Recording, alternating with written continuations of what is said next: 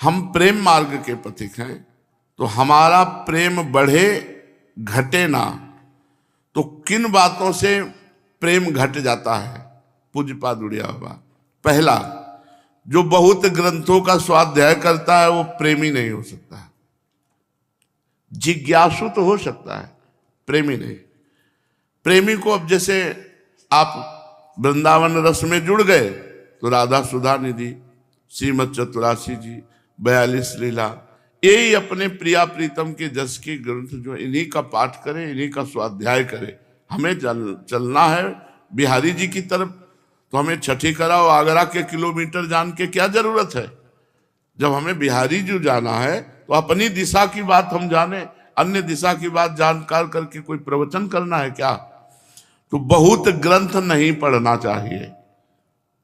दूसरा, बहिर्मुख पुरुषों की बनाई हुई पुस्तकें और टीका नहीं पढ़नी चाहिए। हम कहते हैं जो हमारे सदग्रंथों की टीका प्रकाशित है उसी का भाव अपने जीवन में धारण कर लो। तो महापुरुषों की टीका पढ़े, अन्य की टीका ना पढ़े। बहिर्मुख पुरुषों के द्वारा बनाई हुई बहुत विचित्र विचित्र है। जो महापुरुषों को अनुभव हुआ उसी अनुभव में हम चलें, हम अपने अनुभव न छापें। महाजनों गतेन सपंथा, महाजन जिस मार्ग में गए उसी मार्ग में चलने से भगवत प्राप्ति होगी। प्रेमी मार्ग में चलने वाले महान साधक को केवल महापुरुषों की बातें सुननी और पढ़नी चाहिए, बस, अन्य नहीं। बहुत ग्रंथ पढ़ना और बहिर्मुख पुरुषों की बनाई हुई पुस्तकें या टीका पढ़ना। तीसरा, बहिर्मुख पुरुषों का संग करना, ये प्रेम को क्षीण करने वाला है। बहिर्मुख पुरुषों का संग नहीं करना। बहिर्मुख करते जो अंतर कभी बैठकर भजन ही नहीं करते, बाहर ही केवल बातें, बाहर का ही केवल सब राग रंग। सब में पांच भौतिक तत्व एक है, सब में परमात्मा एक है। वो समझे ना समझे, हमको तो समझना है। हमारा सिद्धांत क्या कहता है? सनातन सनातन सिद्धांत कहता है वासुदेवा सर्वमिति, वासुदेवा सर्व। हमको अपने भगवान की आज्ञा माननी, सब में भगवान देखना है। बोले जो दुष्टता करेगा तो ये उनकी जिम्मेवारी है। यदा ही धर्मस्य ग्लानिर्भवति भारत अभ्युत्थानम अधर्मस्य तदात्मानं सृजाम्यहम अहम। वो कर लेंगे। अपने को उनका गुण गाना है, नाम जप करना है और उनकी जूठन पाकर जीवन व्यतीत कर देना है। धर्म संस्थापनार्थाय संभवामि युगे युगे, ये उनका कार्य है। हम उनका गुण गा रहे हैं, इसी से धर्म की स्थापना जितनी होनी। दीपक अपना प्रकाश दिखाता है, हाइलोजन अपना प्रकाश दिखाता है, चंद्रमा अपना प्रकाश दिखाता है, सूर्य अपना प्रकाश दिखाता है, पर सब अपूर्ण है। क्यों? सूर्य भी एक सीमित प्रकाश देने वाले, असीम प्रकाश भगवान देने वाले, जो सूर्य को भी प्रकाशित करते। समझना होगा। यहां अंदर घुसो, अंदर धर्म की स्थापना करो। बहिर्मुख पुरुषों का संग न करे और किसी व्यक्ति से अपनापन न होने पावे। प्रेमी को ये बहुत खास बात रखनी है, किसी से अपनापन न होने पावे। अपनापन केवल श्री जी से। इसी बात में सब क्षमा हो जाएगा। अवगुण करे समुद्र सम, गणत न अपनो जाने, ये मेरा है। अपना शब्द केवल श्री जी से जुड़ जाए। व्यवहार सबसे, सब जीवन सुप्रीति, रीति निवाहत अपनी। हमारी रीति है सुख देना, निष्काम भाव रखना। सबसे प्रेम करो निष्काम भाव से। अपनापन श्री जी से रखो, श्री जी के नाते सबसे प्रेम करो।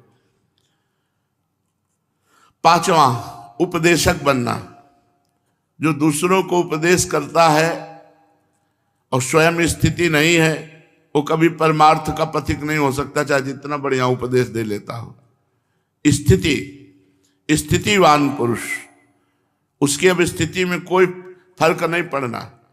जो भगवदाकार वृत्ति हो गई है उसी को उपदेश देने का अधिकार है। नहीं तो कह रहे हैं उपदेशक बनने से पतन हो जाएगा, वो सत मार्ग में नहीं चल पाएगा।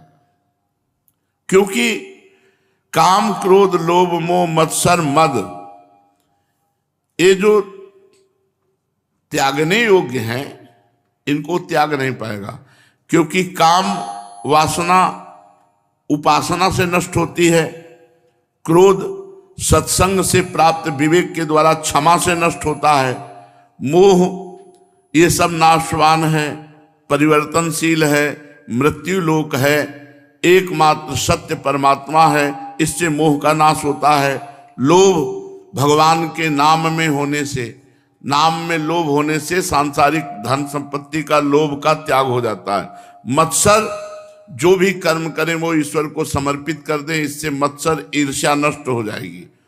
तो अब जो दूसरों को उपदेश दे रहा है, पक्का केवल व्यापार मात्र हो सकता है, लेकिन परमार्थ में चलने के लिए पहले संसार पर विजय प्राप्त करो, पहले भगवत प्राप्ति करो, फिर आप जाओ। एक बार आज्ञा हो जाए किसी बात को तो ऐसे पकड़ो कि हमारे उद्धार के लिए रस्सा फेंक दिया गया।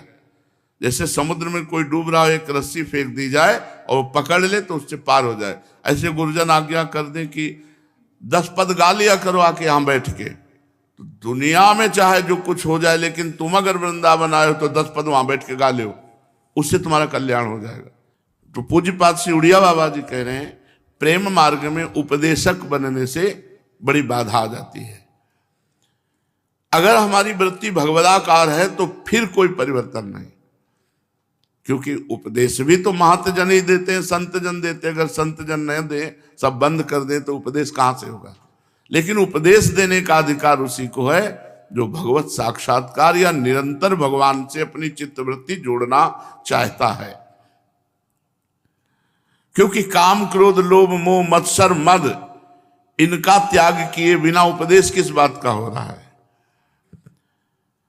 जो केवल बाह्य त्याग का नाटक करता है वो ढोंग होता है, उसी को दंभ कहा जाता है, उसी को पाखंड कहा जाता है।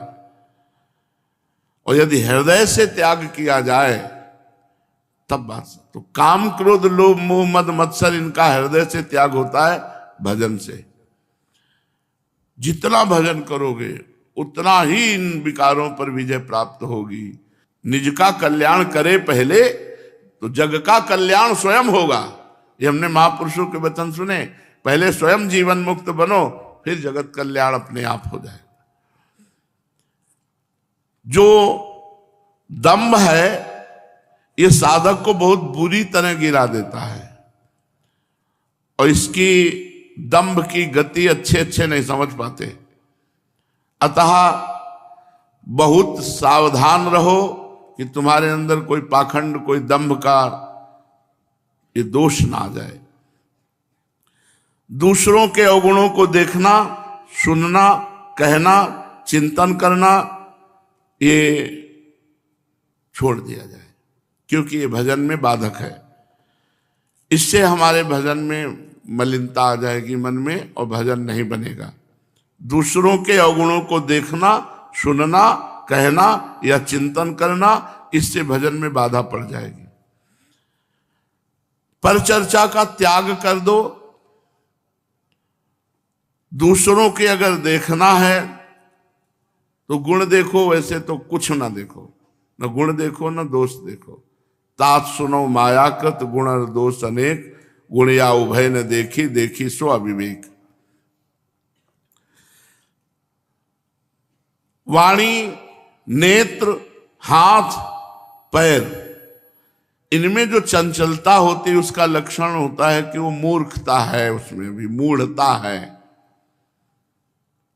नेत्र चंचल, वाणी चंचल, हाथ चंचल, पैर चंचल, बैठे वो हिला रहे, पैर हिला रहे, ऐसे पैर हिला, शांत बैठे। जहां हाथ रख दिया, आप घंटा आध घंटे शांति से बैठे। जब आप शांति से बैठना चाहोगे तो आपकी त्वगेंद्री में इधर उधर खुजली होगी, कभी इधर कभी इधर कभी इधर, शांत। नेत्र गंभीर, मुद्रा गंभीर। साधक का एक अलग ही स्वरूप होता है जो भगवत मार्ग का होता है। वाणी, नेत्र, हाथ और पैर, इनमें चंचलता मूर्खता का लक्षण है। अतः साधक को इन चारों की चंचलता छोड़नी चाहिए, वाणी, नेत्र, हाथ और पैर। जिसमें चारों चंचलता हो तो समझ लो कि ढोंग है, साधक नहीं है। हाथ की चंचलता, नेत्र की चंचलता, वाणी की चंचलता, पैर की चंचलता। सिद्ध महापुरुष है पूज्य पादुड़िया बाबा। तो वाणी की चंचलता क्या है? जोर से बोलना, अधिक बोलना, व्यर्थ में चिल्लाना, बिना प्रयोजन के, बिना प्रयोजन वाली बातें करना, बिना कोई उद्देश्य नहीं, ऐसे बात किए चले जा रहे हैं, ये वाणी की चंचलता है। नेत्र की चांचल्यता, बिना काम के इधर उधर दौड़ाना, नेत्र ऊपर नीचे, ऐसे बहुत चंचलताएं हैं। इनको संभालने के लिए ही ये महापुरुषों के वचन, जो प्रायः सुनने को नहीं मिलेंगे, ग्रंथों में ही लिखे रखे हैं। नेत्र चांचल्यता भजन में बहुत बाधक है, कहीं ना कहीं फंसा देगी। और हस्त चांचल्यता, तिनका तोड़ना, पुष्प तोड़ना, पृथ्वी पर लिखना या इधर उधर बार बार चंचलता चपलता करना। और पाद चंचलता, पैर हिलाना, बेढंगे ढंग से चलना आदि आदि। वाणी, नेत्र, हाथ, पैर गंभीर मुद्रा में रहो। जो अति भाषण करता है, अति परिश्रम करता है, अति भोजन करता है और अति नींद लेता है, जो सांसारिक धर्मों में बंधा हुआ है, दुष्टों का संग करता है, रुपए का लोभ रखता है, वो परमार्थ पे नहीं चल सकता। वो परमार्थ पे नहीं चल सकता। पूज्य बाबा जो अति भाषण करता है, बहुत बोलता रहता है, अति परिश्रम, बहुत बेकार की व्यर्थ की चेष्टाओं में अपनी शक्ति को खोता है, अति भोजन, बहुत भोजन पाता है तो सारी शक्ति भोजन पचाने में लग जाती, भजन काहे से करेगा। जो सांसारिक धर्मों में बंधा हुआ है, सांसारिक धर्म, देख कोई किसी का पति है, कोई किसी का पिता है, कोई किसी का, इनकी महत्ता नहीं, महत्ता है भागवत सच्चिदानंद भगवान की चिंतन की। तो हम कार्य ये सब करें पर चिंतन प्रभु का करें, इनकी प्रधानता न रख लें।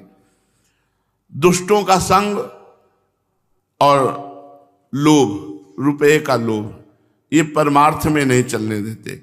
अति भाषण, अति परिश्रम, अति भोजन, अति निद्रा और सांसारिक धर्मों के नियमों का पालन करने की बात, और दुष्टों का संग और धन का लोभ, ये शुद्ध परमार्थ में नहीं चलने देते। अपने कर्म को छोड़कर जो दूसरे के कर्म देखते रहते हैं वो प्रमादी होते हैं। जो दूसरे के दोष देखते रहते हैं उनमें रजोगुण आ जाता है। रजोगुण तमोगुण को बुला लेता है। रजोगुण तमोगुण होता है तब भजन नहीं होता। सात्विक पुरुष को चाहिए कि रजोगुण ना आने पावे, कम से कम रजोगुण ही ना आने पावे। तमोगुण आ जाएगा तो सो जाओगे, पर रजोगुण आ जाएगा तो विषय विलासिता में फंसा देगा। काम बिगाड़े भक्ति को, ज्ञान बिगाड़े क्रोध, और लोभ विराग बिगाड़े मोह बिगाड़े बोध। कामी पुरुष विशुद्ध भक्ति नहीं कर सकता। क्रोधी पुरुष विशुद्ध ज्ञान नहीं प्राप्त कर सकता। लोभी पुरुष विशुद्ध बैरागी नहीं हो सकता। मोही पुरुष बोधवान नहीं हो सकता।